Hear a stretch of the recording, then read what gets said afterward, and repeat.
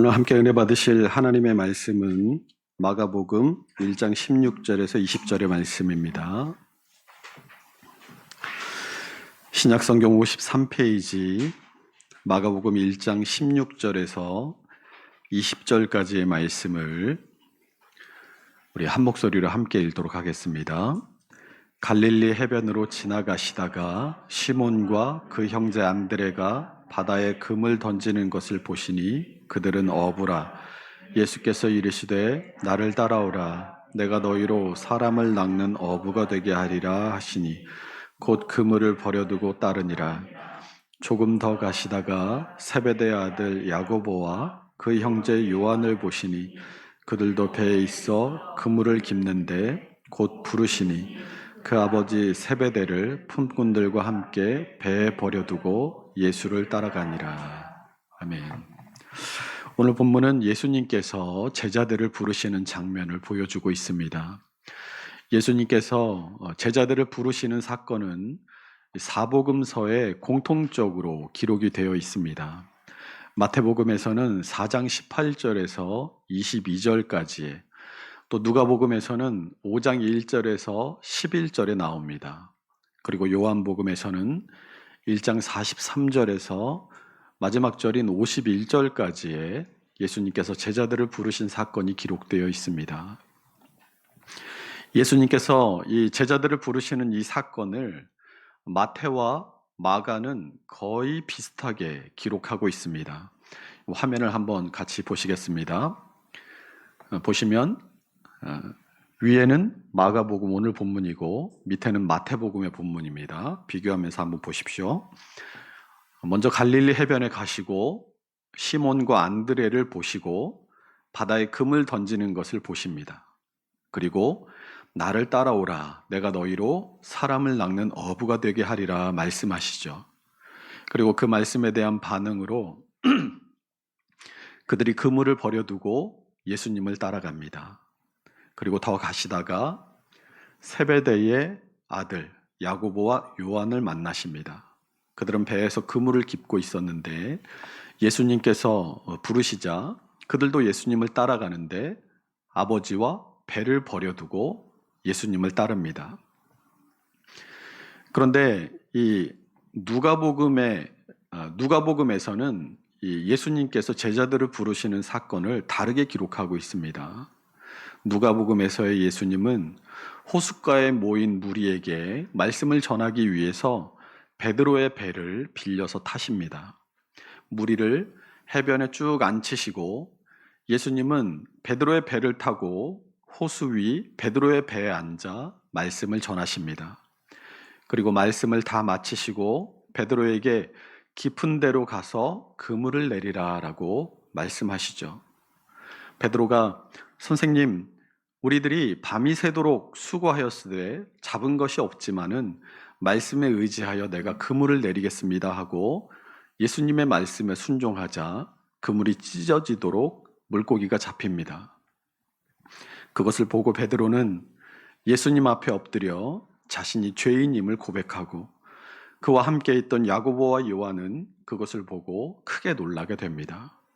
우리 누가복음 5장 10절과 11절을 함께 읽어보겠습니다. 세베대의 아들로서 시몬의 동업자인 야고보와 요한도 놀랐음이라.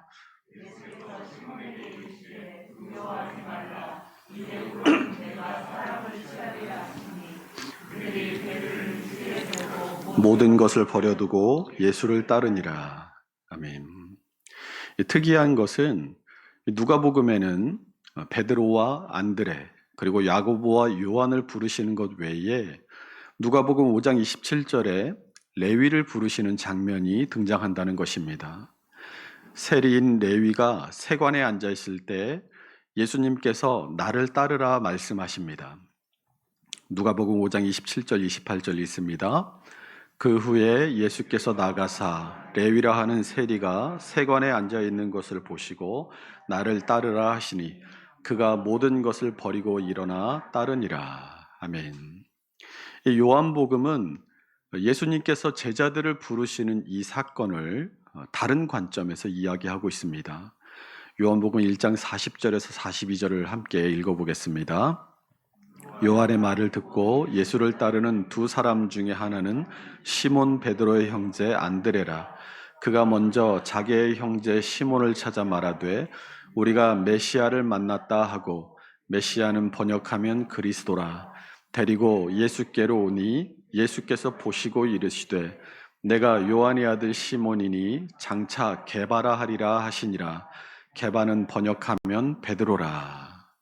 이 요한복음에서는 안드레가 먼저 이 세례 요한의 제자였다라는 것을 밝혀줍니다.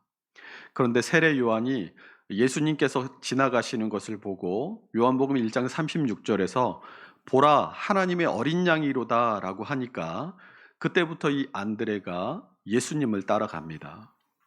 이제 예수님의 제자가 된 안드레는 자기의 형제 시몬 곧 베드로를 부릅니다. 그리고 말해요. 요한복음 1장 41절 다시 한번 보여주세요. 우리가 메시아를 만났다. 그러자 베드로도 예수님의 제자가 됩니다. 그 다음 날에는 빌립을 만나서 나를 따르라 라고 말씀하시는데, 빌립은 예수님의 제자가 되자마자 나다나엘을 찾아갑니다. 우리 요한복음 1장 43절에서 49절의 말씀을 함께 읽어보겠습니다. 이튿날 예수께서 읽습니다.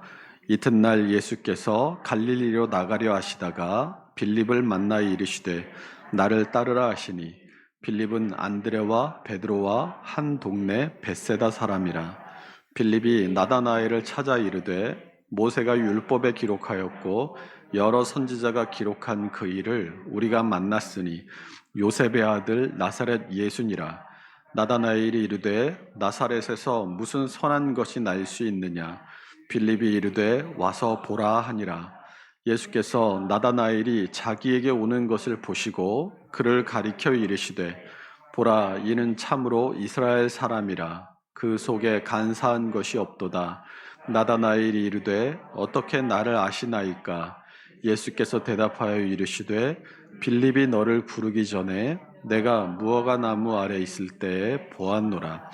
나다나엘이 대답하되 하나님의 아들이시오 당신은 이스라엘의 임금이로소이다. 아멘. 이 빌립이 나다나엘을 찾아가서 예수님을 뭐라고 소개합니까? 45절 다시 보여주세요. 모세가 율법에 기록하였고 여러 선지자가 기록한 그이라고 예수님을 소개합니다. 모세가 율법에 기록한 그이란 신명기 18장 15절에서 모세가 예언한 나와 같은 선지자라는 그것을 말합니다. 하나님은 구약을 통해서 구약의 여러 선지자를 통해서도 세상을 구원할 메시아가 올 것을 예언하신 바 있습니다. 그러니까 빌립이 나다나엘을 찾아가서 예수님을 뭐라고 소개한 거예요? 우리가 그토록 기다리던 메시아를 내가 만나고 왔다라는 얘기입니다.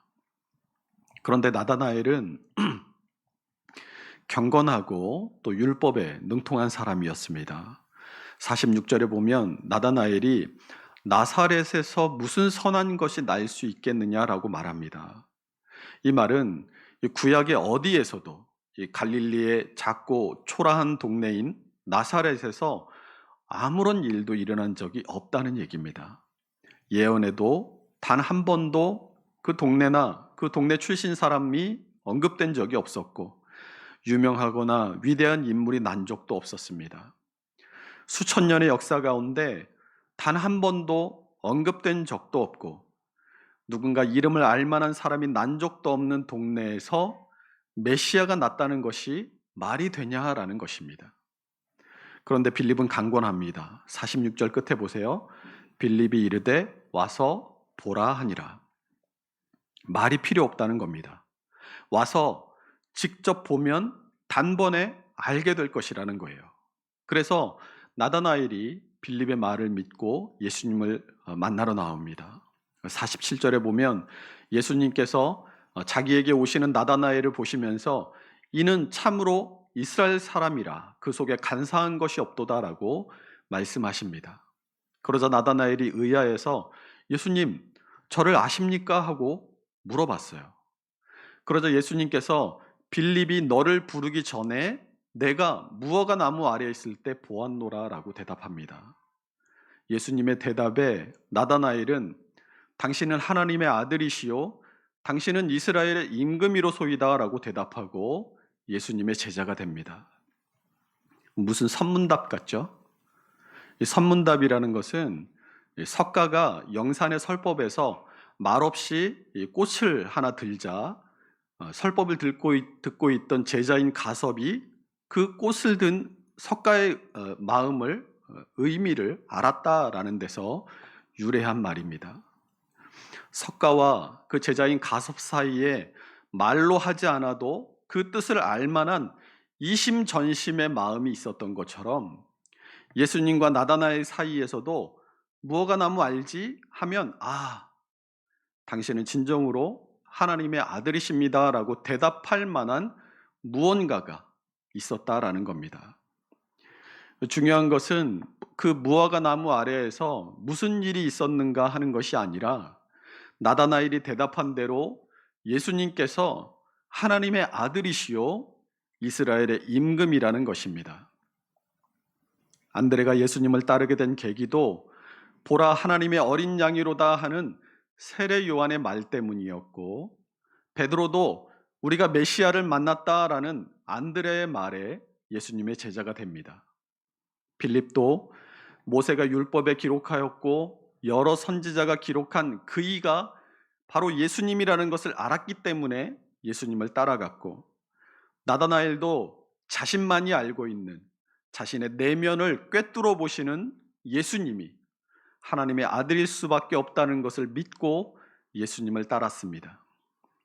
그리고 요한복음 나다나엘의 부름을 기록하고 있는 이 요한복음 1장 마지막을 지나서 요한복음 2장으로 넘어가면 물을 포도주로 만드시는 가나 혼인잔치 비유가 가나 혼인잔치 사건이 등장합니다.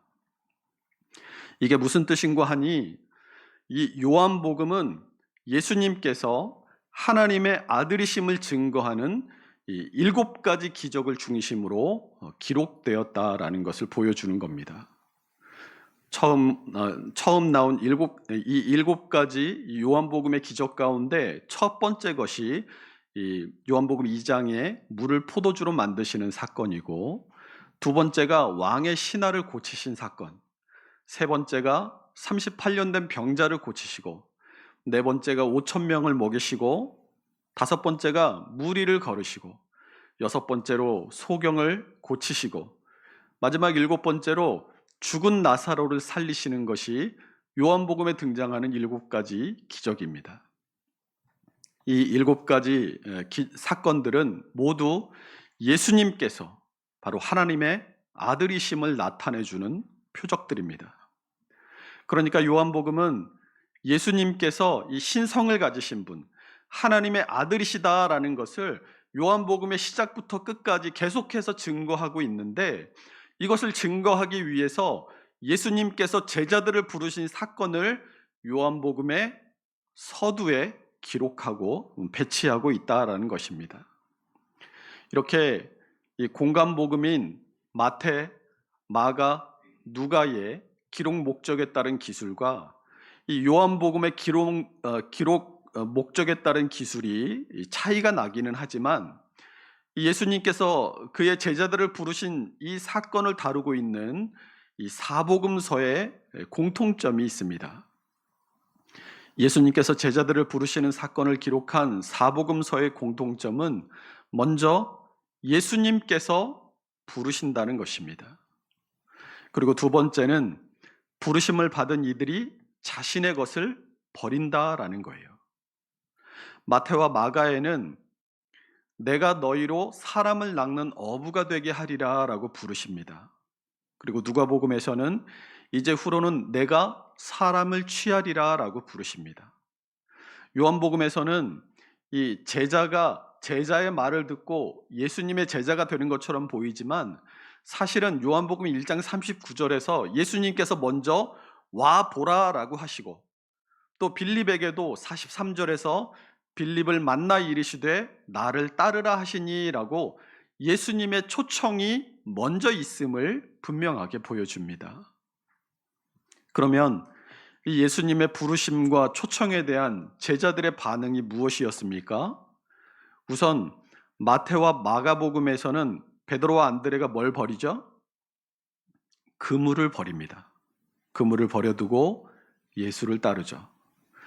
그리고 세베대의 두 아들인 야고보와 요한은 뭘 버립니까? 그의 아버지와 품꾼들과 배를 버리고 예수님을 따라갑니다. 버리는 게 그물에서 아버지 또 품꾼 배 버리는 게 점점 강화돼요. 처음에는 그물만 버리지만 나중에는 아버지와 품꾼들과 배까지 버리고 쫓아갑니다. 이 품꾼이라는 말이 언급된 이유가 있어요. 여기서 이 세베대의 가족들에게 품꾼이 나오는 것은 세베대의 아들들인 야고보와 요한이 그날 근근히 가족들끼리 물고기를 잡아서 그것으로 입에 풀칠하며 살아가던 사람들이 아니었음을 보여줍니다. 품꾼을 두고 물고기를 잡는 일을 직업으로 가질 만큼 세베대와 그의 두 아들은 부자였어요. 그런데 그들이 그 부를 다 버리고 예수를 따랐음을 보여줍니다. 누가복음에서는 더 분명하게 무엇을 버리는지를 우리에게 말해줍니다. 누가복음 5장 11절입니다. 그들이 배들을 육지에 대고 모든 것을 버려두고 예수를 따르니라. 뭘 버려요? 모든 것을 다 버려요. 세리 마태를 부르실 때도 보세요. 누가복음 5장 28절입니다. 그가 모든 것을 버리고 일어나 따르니라.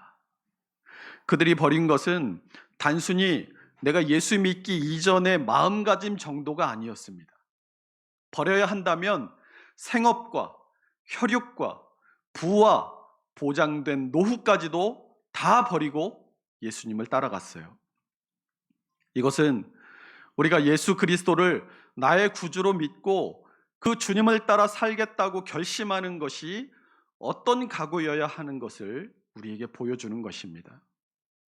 예수 믿는다는 것은 이전까지 내가 살던 그 삶을 그대로 유지하면서 그 삶 위에 예수 믿는다는 그 믿음만 그것 위에 추가하는 것을 의미하는 것이 아닙니다. 예수 믿는다는 것은 내가 예수님을 믿는 그 믿음의 순간을 기준으로 이전의 삶과 이후의 삶이 전혀 달라지는 것을 의미합니다. 이전까지는 내가 이것만큼은 버릴 수 없어 라고 생각했던 것들을 그 믿음의 순간 이후로는 그것마저도 아낌없이 버릴 수 있는 마음으로 살아가는 것이 예수 믿는다는 말의 의미인 것입니다.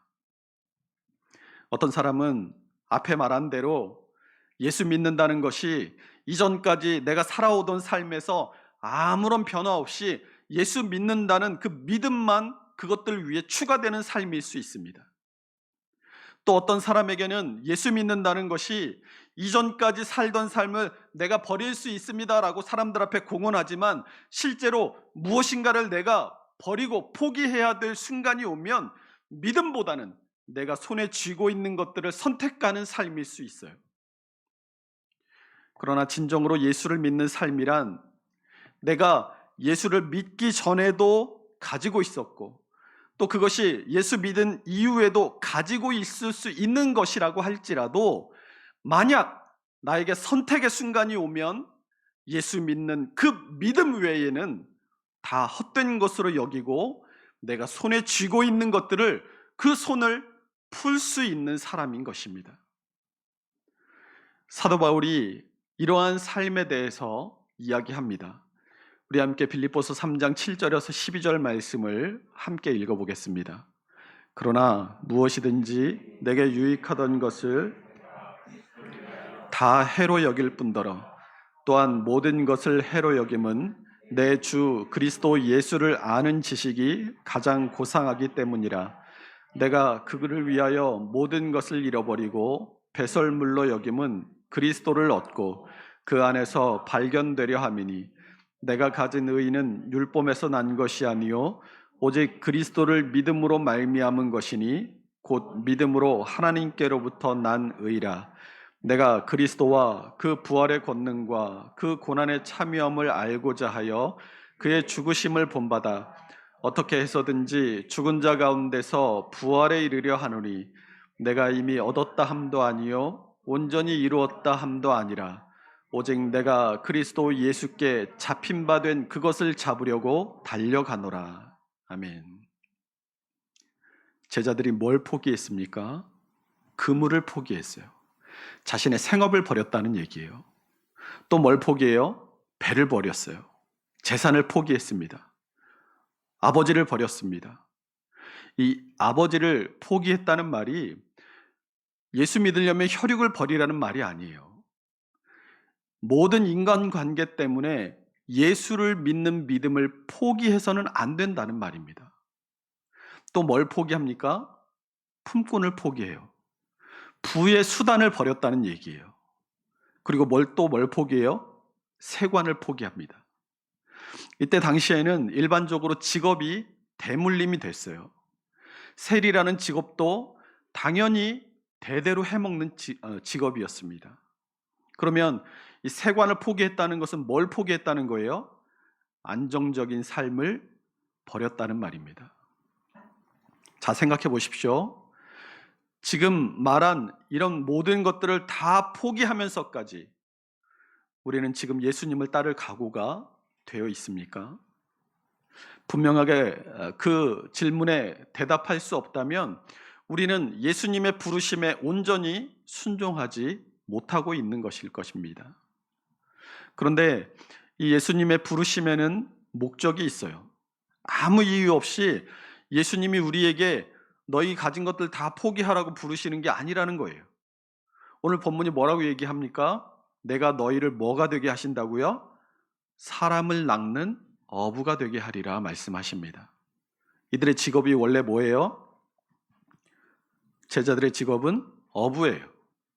그런데 뭘 낚게 하신다고요? 물고기가 아니라 사람을 낚게 하시겠다고 말씀하세요. 만약 이들이 어부가 아니라 목수였다면 예수님께서 뭐라고 말씀하셨을까요? 내가 이제부터 가구를 고치는 것이 아니라 사람을 고치는 목수가 되게 하겠다라고 말씀하셨겠죠. 만약 이들의 직업이 운전기사였다면 뭐라고 말씀하셨겠습니까? 내가 이제부터 너희를 사람의 인생을 드라이브하는 운전기사가 되게 하리라라고 말씀하시지 않으셨겠습니까? 지금 여러분이 가지고 있는 직업을 생각해 보시고 예수님께서 지금 나를 부르신다면 나를 뭐라고 부르실까 한번 말을 만들어 보십시오. 이것은 주님께서 우리를 부르실 때 우리의 인격이나 우리의 직업이나 우리의 상황과 환경을 전혀 고려하지 않으시고 천편일률적으로 같은 일을 하기 위해서 부르신다는 것을 말해주는 것이 부르시지 않으신다는 것을 말해주는 겁니다. 이런 주님의 부르심을 다른 말로는 소명이라고 해요. 그런데 보통 이 하나님의 부르심, 하나님께서 우리를 부르신다라고 표현하지 않고 그걸 다른 말로 그냥 소명이다라고 얘기하면 소명이라는 말을 듣는 순간 나랑은 상관없는 것으로 생각합니다. 우리가 흔히 하는 오해가 뭐가 있냐면 은혜 받으면 신학교 가야 하나 이런 거 아닙니까? 그래서 덜컥 무섭기도 하고 야, 소명은 목사님들이나 받는 거지 나는 그냥 평신도인데 나한테 무슨 소명이 있겠어 이렇게 생각하는 경우가 많다는 거예요. 그러나 이 소명, 하나님의 부르심에는 목적이 있습니다. 그것도 각자에게 맡겨진 부르심, 각자를 부르시는 소명이 있다라는 거예요. 하나님께서 아담을 왜 부르셨어요? 하나님과 관계하게 하기 위해 부르셨습니다. 그러면 아브라함은 왜 부르셨어요? 복이 되게 하시려고 부르셨어요. 하나님께서 아브라함을 처음 부르신 창세기 12장 2절을 보면 내가 너로 큰 민족을 이루고 내게 복을 주어 내 이름을 창대하게 하리니 너는 복이 될지라 라고 말씀하십니다. 복이 되게 하기 위해 부르셨어요. 그러면 하나님께서 이스라엘은 왜 부르십니까? 우리 출애굽기 19장 5절에서 6절 함께 읽어보겠습니다. 세계가 다 내게 속하였나니 너희가 내 말을 잘 듣고 내 언약을 지키면 너희는 모든 민족 중에서 내 소유가 되겠고 너희가 내게 대하여 제사장 나라가 되며 거룩한 백성이 되리라. 너는 이 말을 이스라엘 자손에게 전할지니라. 하나님께서 이스라엘을 부르신 것은 선민으로 살라고 부르신 것이 아니라 세상에 대한 제사장 나라로 살라고 부르신 것입니다. 하나님의 부르심은 이렇게 그 부르심의 목적에 따라 우리 각자에게 다 다르지만 하나님의 부르심의 궁극적인 목적이 있습니다. 그 궁극적인 목적은 하나입니다. 우리 인류 역사 가운데 하나님의 구속사가 흐른다라고 여러 차례 말씀을 드렸습니다. 아담의 타락과 함께 하나님께서 인류를 구속하시기 위한 구원의 계획을 세우시고 인류의 역사의 물줄기를 하나님의 구속사로 돌려가시면서 마침내 예수 그리스도를 통해 구원을 성취하시고 그것을 완성해 가시는 것이 구속사라고 말씀을 드렸습니다. 아담과 하와를 만드시고 노아와 아브라함과 이삭과 야곱과 요셉을 통해서 언약하시고 구약의 선지자들을 통해 약속하시며 예수 그리스도를 통해 그 약속을 성취하시고 성령의 역사하심을 통해 우리에게 효과적으로 적용하신 것이 뭐예요? 하나님의 구원입니다. 하나님은 인류 역사의 최초의 타락의 순간부터 우리가 살고 있는 이 지금까지 구원의 역사를 이루어 가고 계세요. 그러면 하나님의 구원의 계획을 성취하시기 위해 이 땅에 오신 예수님께서 그분을 믿는 사람을 부르시는 목적이 뭐겠습니까?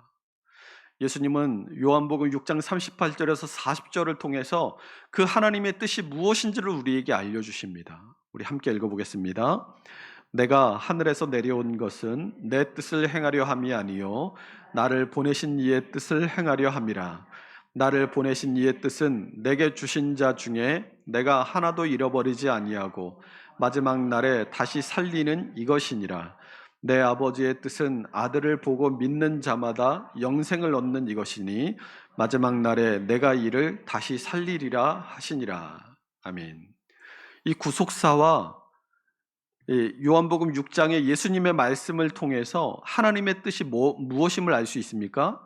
구원과 영생임을 알 수 있어요.